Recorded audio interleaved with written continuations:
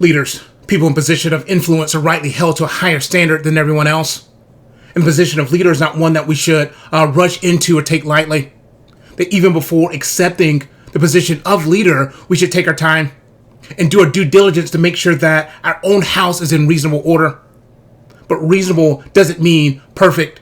That just because we're a leader doesn't mean that we stop being human. That even as a leader, we are still prone to make many mistakes. We must still contend with many natural limitations. And we still have to wrestle with many personal and relational struggles.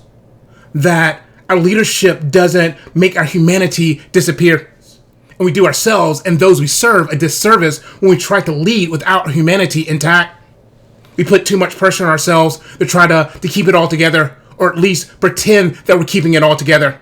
And eventually, we will crack under this pressure, leading to our own personal burnout, or at worst, some moral failure that not only impacts us, but has a ripple effect throughout our entire community. Either way, we become ineffective and taken out from serving the very people that God has called us to serve. And so in order to lead and serve well, we must do so with our humanity intact. This is certainly easy to forget when others are also putting their inhuman expectations onto us.